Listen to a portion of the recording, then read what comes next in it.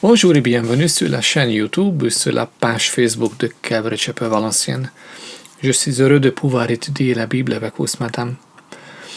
Lors de l'étude précédente, nous avons terminé le premier chapitre du livre de l'Apocalypse.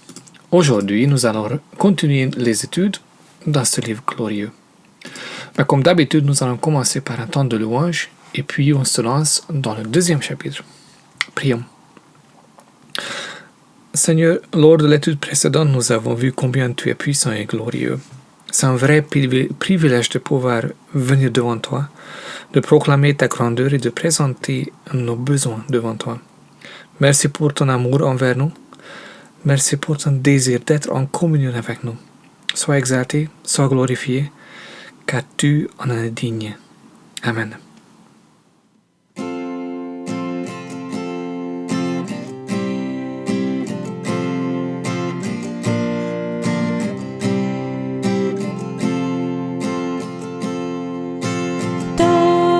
Parole est une lampe devant mes pas, elle éclaire mon sentier. Ta parole est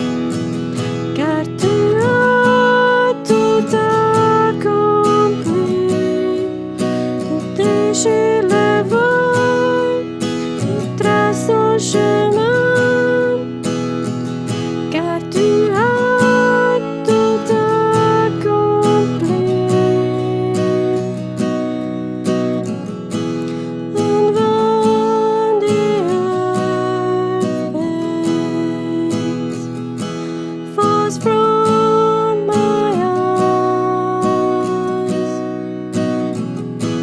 You stand before me. I know you love me. I know you love me. At the cross I bow my knee, where your blood was shed for me. There's no greater love than this. You have overcome the grave. Your glory fills the highest place. What can separate me now? You tore the veil. You made a way. When you said that it is done, you tore the veil. You made a way. When you said that it is done.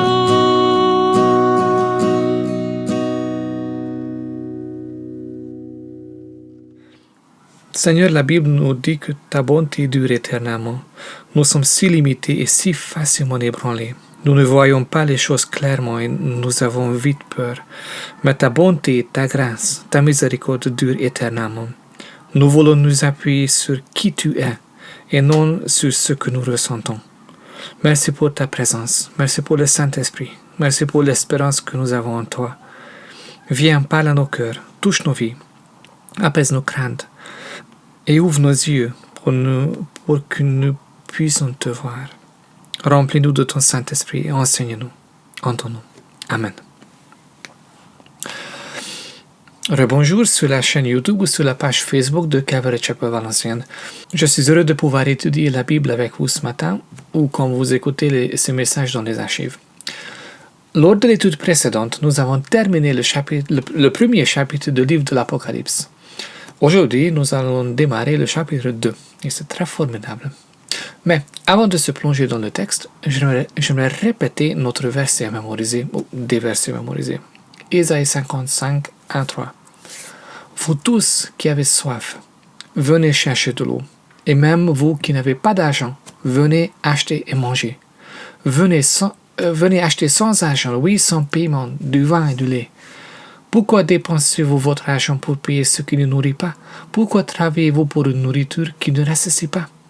Écoutez, oui, écoutez-moi, alors vous mangerez ce qui est bon, et vous vous délecterez d'aliments savoureux. Tendez l'oreille, venez à moi, écoutez-moi, et vous vivrez. Donc, lors de l'étude précédente, nous avons étudié la rencontre entre Jean et Jésus. Jean a été exilé sur l'île de Patmos à cause de son témoignage de Jésus. Un jour, quand il a célébré le jour du Seigneur, c'est-à-dire le jour de repos dans la semaine consacré à la communion avec Dieu et les membres de l'Église, l'Esprit l'a saisi et il a vu une vision. Tout au début de la vision, Jean a rencontré Jésus. En tant que son disciple, Jean a vécu 3 ans sur la terre avec Jésus, mais pendant ce temps, Jésus était différent. Il s'est volontairement dépouillé de sa gloire et il est devenu humain. Mais dans cette vision, Jean a rencontré le Jésus immolé, ressuscité et glorifié. Et il le voit comme Jésus est aujourd'hui dans sa gloire. Et nous avons étudié sa réaction. Quand je le vis, je tombais à ses pieds comme mort. La gloire de Jésus surpasse tout ce qu'on peut imaginer. Nous avons étudié la signification de l'apparence de Jésus et les objets autour de lui. Les chandeliers qui représentent les églises, les étoiles qui représentent les anges des églises, son vêtement blanc qui parle de l'autorité, la couleur blanche qui parle de la pureté et de la sagesse, le bronze qui parle des sacrifices, sa voix qui a retenti comme la trompette, la parole de Dieu dans sa bouche, semblable à une épée aiguë à 2 tranchants, son visage qui brille comme le soleil dans toute sa force. Si vous regardez, l'image de Jésus ne parle que de l'autorité, de la splendeur, de la gloire, de la justice, de la puissance. Souvent, nous pensons à Jésus qu'en termes de ce qui était. Le charpentier juif, le rabbin itinérant, l'agneau muet devant Pilate. Mais il veut que nous sachions qui il est actuellement. Car une compréhension précise de son autorité aujourd'hui sera une grande source d'encouragement et une source de foi pour nous. Car nous servons en Dieu comme Jésus dans toute sa gloire. Quand Jean a tombé à ses pieds, Jésus lui a dit « N'aie pas peur ». Pour montrer que Jean n'avait vraiment pas besoin d'avoir peur, Jésus a continué et s'est identifié en utilisant 3 titres. « N'aie pas peur, car je suis le premier et le dernier. Il est le Dieu Tout-Puissant, le Maître de l'éternité passée et de l'éternité future. N'aie pas peur, car je suis vivant. J'étais mort et voici, je suis vivant au siècle des siècles. » Jésus a vaincu la mort. Sa victoire sur le péché et la mort est définitive. Et troisièmement, n'aie pas peur, car je détiens les clés de la mort et du séjour des morts. Oui, nous avons tous péché contre Dieu depuis le jour d'Adam et Ève dans le jardin d'Éden. Mais Jésus a l'autorité absolue, y compris sur l'enfer. Ni la mort, ni le péché, ni rien d'autre ne peut l'empêcher à sauver tout ce qu'il veut sauver. Ton futur, ton éternité ne dépendent pas de Satan, ou de tes voisins, ou de tes parents. Ils ne dépendent même pas de toi, car tu ne peux rien faire pour le mériter. C'est Jésus qui en a l'autorité absolue. Et la bonne nouvelle, qu'il veut te sauver. Puis nous avons vu un verset clé du livre. C'est un des versets clés. Chapitre 1, verset 19. Écris donc ce que tu as vu, ce qui est et ce qui doit arriver ensuite. Le livre est divisé en 3 parties. Ce que Jean a vu, c'est-à-dire le chapitre 1. Ce qui est, les choses actuelles, le temps présent concernant les 7 églises en Asie, le chapitre 2 et 3. Puis, ce qui doit arriver ensuite, ce qui va arriver après les 7 églises, les événements de la fin des temps, le chapitre 4 jusqu'à la fin. Aujourd'hui, nous allons commencer la deuxième partie, ce qui est, c'est-à-dire l'époque de l'Église. Ces 2 chapitres, le chapitre 2 et 3, sont composés de 7 lettres aux 7 églises que nous avons déjà rencontrées dans le premier chapitre, à Éphèse, à Smyrne, à Pergame, à Thyatire, à Sardes, à Philadelphie et à Laodicée. Aujourd'hui, nous allons regarder la lettre à l'église d'Éphèse. Ces 7 lettres partagent une structure similaire. Elles s'adressent à des églises spécifiques et commencent par une introduction de Jésus, suivie par une évaluation de l'état spirituel de l'église, puis Jésus donne un commandement, suivi par une exhortation générale pour tous les chrétiens, et elles sont terminées par une promesse pour ceux qui mettent le commandement en pratique. Ok, on y va? Apocalypse, chapitre 2, verset 1. Écrit à l'ange de l'église d'Éphèse. Et on va arrêter là. Nous avons vu la dernière fois que l'ange est probablement le pasteur ou le responsable de l'église. Mais le message était adressé à toute l'église d'Éphèse. Et non seulement à l'église d'Éphèse, mais à tous les chrétiens, y compris nous aussi, comme nous allons le voir un peu plus tard. Éphèse était la capitale d'Asie mineure. À cause de ses nombreuses connexions routières vers les grandes villes, elle est devenue un centre de commerce important.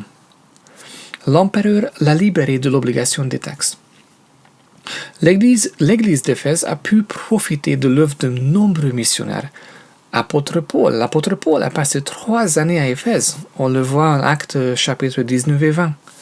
Aquilas et Priscille sont également passés du temps là-bas et nous les avons rencontrés à la fin de la lettre aux Romains parmi les gens que Paul a salués. Timothée, le disciple bien-aimé de Paul, a aussi travaillé parmi les chrétiens à Éphèse et selon la tradition, l'apôtre Jean en était le pasteur aussi pendant un certain temps. Donc c'était quand même une église bénie. La ville d'Éphèse elle-même était célèbre pour son influence religieuse, culturelle et économique. Il s'y trouvait le temple de Diane, une des 7 merveilles du monde à l'époque. Diane était la déesse de la fertilité. Elle était honorée par des rituels immoraux et sexuels. La ville était remplie de méchanceté et de pratiques sataniques. Les gens ont possédé des livres de sorcellerie et des arts noirs. Dans le livre des Actes, nous lisons que suite de la prédication de l'apôtre Paul, beaucoup se sont convertis.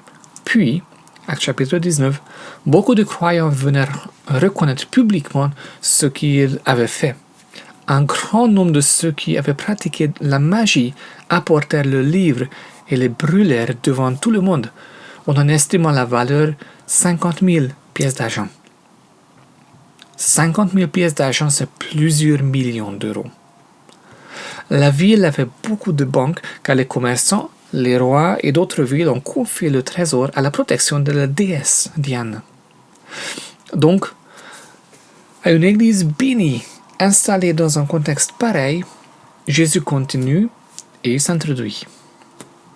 Donc, on va lire effectivement le verset 1 jusqu'à la fin. Apocalypse chapitre 2, verset 1. Il cria l'ange de l'église d'Éphèse. Voici ce que dit celui qui tient les 7 étoiles dans sa main droite, celui qui marche au milieu des 7 chandeliers d'or. L'introduction de Jésus est importante dans chacune de ces 7 lettres aux églises. Nous avons déjà vu l'image des étoiles et des chandeliers dans le chapitre 1. Jésus dit en gros, voici ce que dit celui qui porte le responsable dans sa main en toute sécurité et celui qui est présent au milieu de son église. Notez que Jésus marche au milieu du chandelier. Il n'est pas passif, mais il est actif. Il œuvre pour son église. Versets 2 et 3. Je connais tes œuvres, ton travail et ta persévérance. Je sais que tu ne peux pas supporter les méchants, mais tu as mis à l'épreuve ceux qui se prétendent apôtres sans l'être, et tu les as trouvés menteurs. Oui, tu as de la persévérance, tu as souffert à cause de mon nom, et tu ne t'es pas lassé. Jésus connaît. Il sait ce qui se passe dans son Église. Rien n'est caché de lui. Il sait ce qui va et ce qui ne va pas. Dans chacune des lettres dans les chapitres 2 et 3, Jésus va dire « je connais » ou « je sais ». C'est très encourageant car ces lettres montrent clairement que Jésus se soucie de son Église d'une manière intime. Tout d'abord, Jésus exalte l'Église d'Éphèse pour ceux qui font bien. Il reconnaît l'importance de leur œuvre et de leur persévérance. C'était des mots réconfortants et vraiment positifs. Si vous avez déjà essayé de persévérer dans un domaine spécifique, vous savez que c'est difficile, surtout au moment de découragement. Et si nous regardons dans quel domaine l'Église d'Éphèse a persévéré, c'est encore plus beau, car ils ont été confrontés aux faux apôtres, aux menteurs et des gens méchants qui se sont installés au milieu de la communauté. À cause de leur connaissance de la parole et du cœur de Dieu, avec l'aide du Saint-Esprit, ils ont identifié les menteurs et ils les ont mis dehors. Il faut beaucoup de courage pour ça et beaucoup de confiance dans la parole de Dieu. Lors de la dernière rencontre de Paul avec les responsables de l'église d'Éphèse, environ 30 ans auparavant, il les a avertis. Actes chapitre 20. Je sais qu'après mon départ, les loups cruels s'introduiront parmi vous et n'épargneront pas le troupeau. De vos propres rangs surgiront des hommes qui donneront des enseignements pervertis pour entraîner les disciples à leur suite. Restez donc vigilants et souvenez-vous que durant 3 ans, nuit et jour, je n'ai pas cessé d'avertir avec larmes chacun de vous. Il semble que Paul avait raison et que l'église d'Éphèse était prête à affronter les loups. Même si leur intégrité a engendré de la souffrance, ils restaient fidèles à l'évangile de Jésus. Donc, la lettre démarre vraiment bien. C'est une église bénie et fidèle, un exemple à suivre. Versets 4 à 5. Mais ce que j'ai contre toi, c'est que tu as abandonné ton premier amour. Souviens-toi donc d'où tu es tombé. Repens-toi et pratique tes premières œuvres. Sinon, je viendrai bientôt à toi et j'enlèverai de ton chandelier de sa place, à moins que tu ne changes d'attitude. Après avoir loué l'Église pour leur persévérance, Jésus veut adresser un problème. Dans l'Église de la bonne doctrine, et de la persévérance, il y avait un gros problème. Ils ont abandonné le premier amour. Notez que l'Église n'a pas perdu leur premier amour. Ils l'ont abandonné. Nous pouvons perdre quelque chose par hasard et on risque de ne jamais plus le retrouver. Mais abandonner, c'est différent. C'est volontaire ou c'est par négligence. Et nous savons comment récupérer ce que nous avons abandonné. Le problème de l'amour dans l'Église est très sérieux. Car l'amour authentique doit être le trait de caractère principal de l'Église. Car Dieu lui-même est amour. En Jean chapitre 4. Bien-aimés, aimons-nous les uns les autres, car l'amour vient de Dieu, et toute personne qui aime est née de Dieu et connaît Dieu. Celui qui n'aime pas n'a pas connu Dieu, car Dieu est amour. Dans Corinthiens 13, on trouve: si je parle des langues des hommes, même celles des anges, mais que je n'ai pas l'amour, je suis un cuivre qui résonne ou une cymbale qui retentit. Si j'ai le don de prophétie, la compréhension de tous les mystères et toute la connaissance, si j'ai même toute la foi jusqu'à transporter les montagnes, mais que je n'ai pas l'amour, je suis rien. Si je distribue tous mes biens aux pauvres, et même si je livre mon corps aux flammes, mais que je n'ai pas l'amour, ça ne me sert à rien. Mais quel amour est-ce qu'ils ont abandonné? L'amour envers Dieu ou l'amour envers les autres? Probablement les deux, car les deux sont très fortement liés. On ne peut pas aimer Dieu sans que cet amour se déverse sur nos frères et sœurs, et nous ne pouvons surtout pas aimer nos frères et sœurs imparfaits si nous n'aimons pas Dieu en premier. L'église d'Éphèse est un modèle des églises qui œuvrent, qui mettent l'accent sur ce qu'on fait pour Dieu. Ce que nous faisons devient plus important que ce que nous sommes en Jésus. Leur exemple nous montre que nous pouvons posséder une doctrine pure, nous pouvons réfuter les faux enseignements et les faux apôtres, mais en même temps nous pouvons perdre notre premier amour envers Dieu et nos frères et sœurs. Nous pouvons devenir insupportables avec les meilleures doctrines en France si nous perdons le premier amour. Et c'est quoi le premier amour? Est-ce que vous vous souvenez de votre amour pour Jésus le jour où il vous a sauvé? Est-ce que vous vous souvenez ce feu dans vos cœurs quand il a pardonné tous vos péchés et vous a accepté dans sa famille? C'est ça, le premier amour. Cette dépendance pure et innocente sur sa bonté. Jésus leur rappelle, souviens-toi. Il n'avait pas besoin de nouvelles révélations, une nouvelle expérience, un nouveau miracle, mais juste de se souvenir. Revenir au début, revenir à la relation qu'ils avaient avec Jésus au début de leur vie chrétienne. Comme le fils prodigue s'est souvenu de la maison de son père. Et Jésus leur a demandé, repens-toi. Il ne suffit pas d'avoir des remords. Il ne suffit pas de se sentir mal. Repentir veut dire faire demi-tour, c'est-à-dire on s'arrête et on continue notre chemin dans une autre direction. Il s'agit d'un changement d'attitude de cœur. Comme l'exemple du fils de prodigue, il est rentré. Il a changé d'attitude, il a changé de direction, il s'est humilié devant son père, il est rentré chez lui. Sinon, je viendrai bientôt à toi et j'enlèverai ton chandelier de sa place, à moins que tu ne changes d'attitude. L'avertissement de Jésus est sérieux. Le chandelier représente l'Église. S'ils ne repentent pas, Jésus va enlever sa lumière et sa présence d'au milieu d'eux. Ce qui restera n'aura plus de vie. Pour être franc avec vous, personnellement, je pense que cet avertissement est adressé à notre Église aussi, ou au moins à moi. La pandémie nous a séparés et nous a privés de la possibilité de nous servir les uns les autres. Heureusement, s'il y a un avertissement, il y a de l'espoir. Dieu n'appelle pas à la repentance s'il ne donne pas l'occasion de changer d'attitude. Verset 6. Cependant, tu as ceci pour toi. Tu détestes les œuvres des Nicolaïtes, tout comme je les déteste moi aussi. Jésus utilise la méthode de sandwich. Si tu veux parler d'un sujet difficile avec quelqu'un, tu peux aussi utiliser cette méthode. Le sandwich, quelque chose de bien, le problème, puis une autre chose qui va bien. Les gens peuvent accepter les corrections plus facilement si elles sont emballées par les compliments. Pour leur donner un autre compliment, Jésus les loue à cause de leur attitude vis-à-vis des Nicolaïtes. Nous n'avons pas beaucoup de détails sur ce groupe de gens, mais selon Apocalypse chapitre 2 verset 15, il semble que leur enseignement a encouragé les chrétiens à participer dans l'idolâtrie et dans l'immoralité sexuelle. Peut-être que c'est une référence aux gnostiques qui ont enseigné que le corps est mauvais et qui n'a rien à voir avec l'esprit, donc on peut faire ce qu'on veut avec nos corps. Donc ils se sont engagés dans toutes sortes d'impuretés et d'immoralité. Ils ont encouragé les autres à les suivre. Jésus a dit, tout comme je déteste aussi les œuvres de Nicolaïtes. Ce sont des mots très forts de la bouche de Jésus.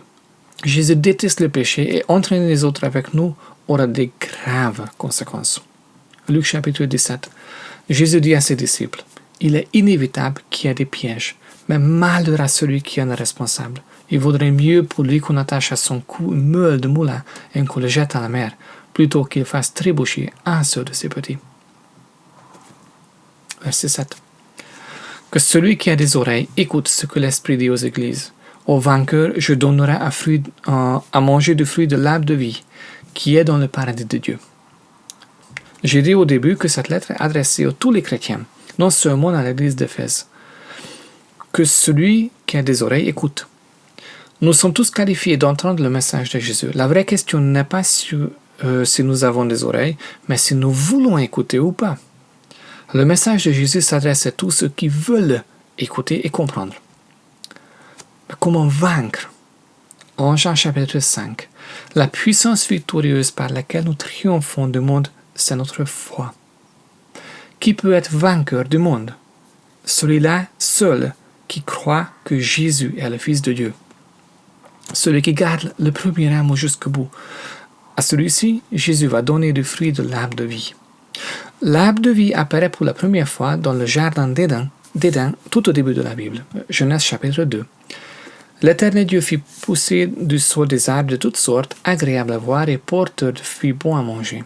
Il fit pousser l'arbre de la vie au milieu du jardin, ainsi que l'arbre de la connaissance du bien et du mal. Adam et Ève avaient le droit d'en manger. Dieu n'a interdit que le fruit de l'arbre de la connaissance du bien et du mal, mais il n'a pas interdit de manger de la fruit de l'arbre de vie. Mais depuis le jardin d'Éden, l'arbre a disparu. Mais nous allons le rencontrer de nouveau à la fin du livre de l'Apocalypse, en chapitre 21-22. Puis je vis un nouveau ciel et une nouvelle terre, car le premier ciel et la première terre avaient disparu et la mer n'existait plus. Je vis descendre du ciel d'auprès de Dieu la ville sainte, la nouvelle Jérusalem, préparée comme une mariée qui s'est faite belle pour son époux.